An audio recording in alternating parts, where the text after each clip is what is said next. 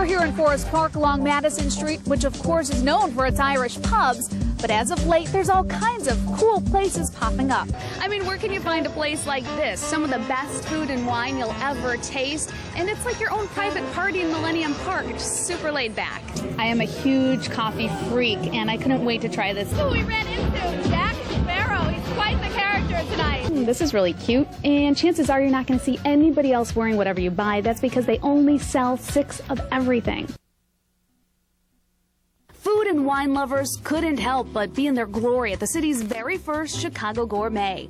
From more than 200 wineries. Wines from California, from Italy, from Australia, from South Africa. We have really quite a selection of wines. To food tastings throughout Millennium Park. That stacks up to a Maryland crab cake. To wine seminars by master sommeliers and cooking demos by some of the biggest names in the biz, like hometown celebrity chef Rick Bayless. It's an exciting time to be in Chicago and be cooking behind a stove. More than 6,400 foodies turned out over the 3-day weekend. It's great just to come downtown in Chicago, and it's beautiful sunny afternoon. You got the great fantastic skyline in the background. You know, you get to hang out and drink some wine and eat some food. In all, 50 of the top U.S. and international chefs helped to make it the only urban event like it in the country. I mean, where can you find a place like this? Some of the best food and wine you'll ever taste, and it's like your own private party in Millennium Park. It's just super laid back. But before all the pros did their thing, they started with a kickoff party Friday night at the Harris Rooftop Theater. We got to hang out with some of Chicago's very own celebs. During my playing days, all the visiting players love to come to the city of Chicago for the restaurant or the nightlife, for everything it has to offer. Many say an event like this is a long time coming. It's really a fabulous affair, and it does make me proud of Chicago. I know that the mayor is very much interested in making this a culinary capital of not only the country but the world. We have such great culinary industry here. We have great suppliers. We have great chefs, and we have great nightclubs and bars and everything. And this is all part of being a global city.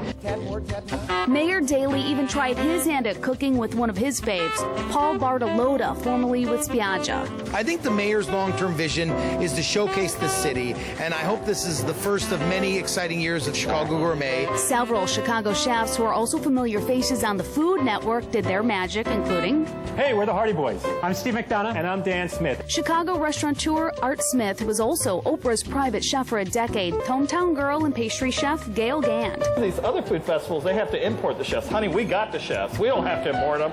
Thank you very much. I was so excited to be invited to be a part of the first annual Chicago Gourmet. Along with the vets were also younger talents. It's definitely a long time coming. I think Chicago's really at the forefront. Chefs are starting to move to this city to open restaurants. There's just so many great restaurants.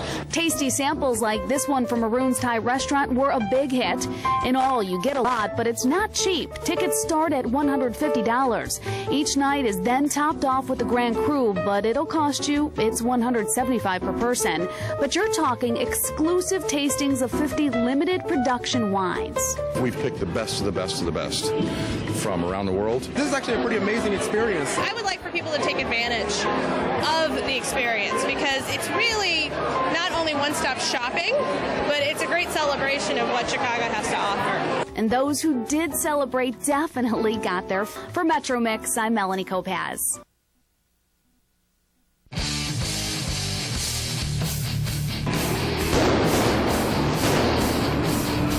From the start of every Chicago Wolves hockey game, the pyrotechnics with the opening lineup gets the adrenaline flowing.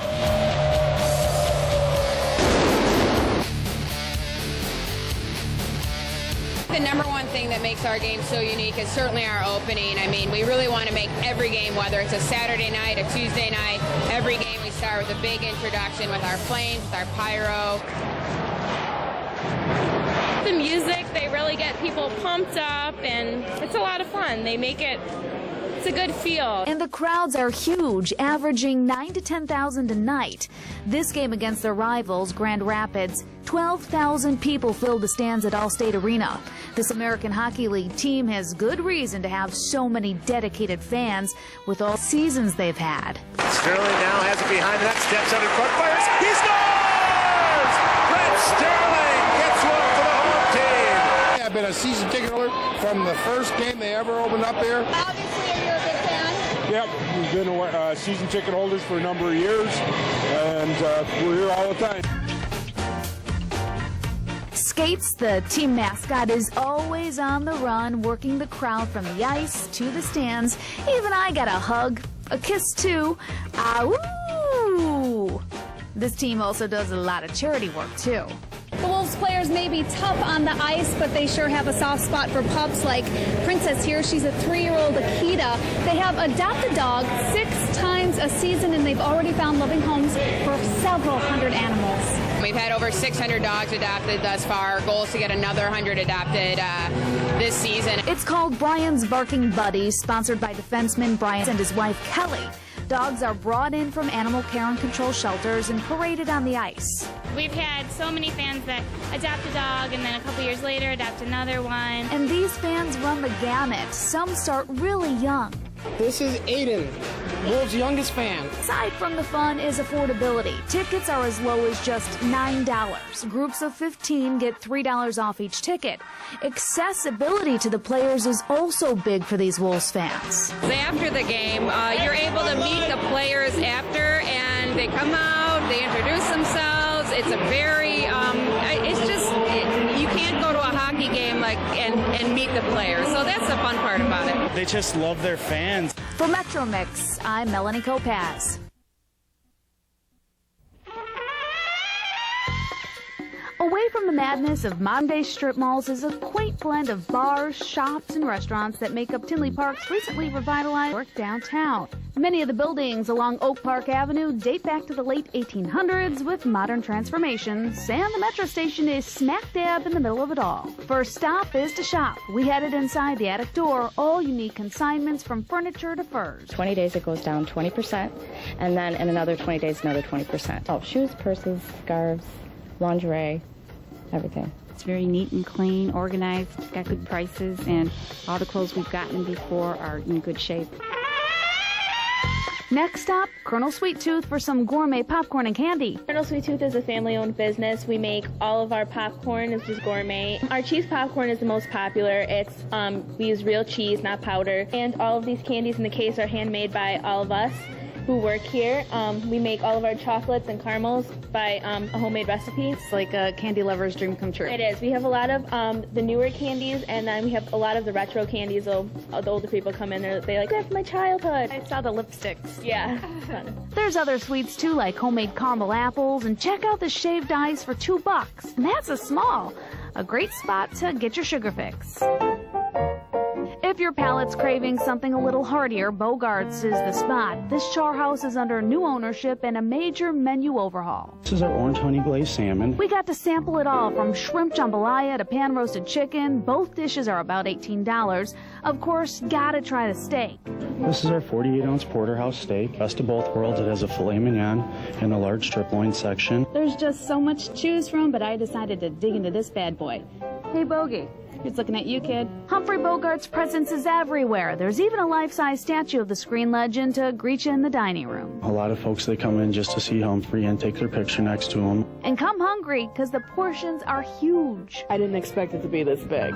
No, I ordered a petite, so I would hate to see the large size is going to be. To top off your night, head a few doors down to J.W. Holstein's with its 19th century facade. You know, there's been a couple times I haven't made it home, but I always seem to make it here. You know, it's a great bar, my favorite bar on the planet, actually. It's a great location and lots of room and lots of fun and lots of old friends here.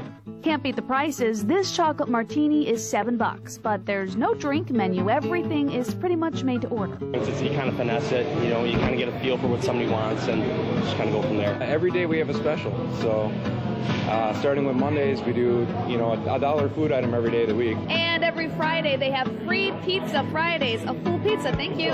How can you beat that? The walls could talk, the stories they'd tell. This place dates way back.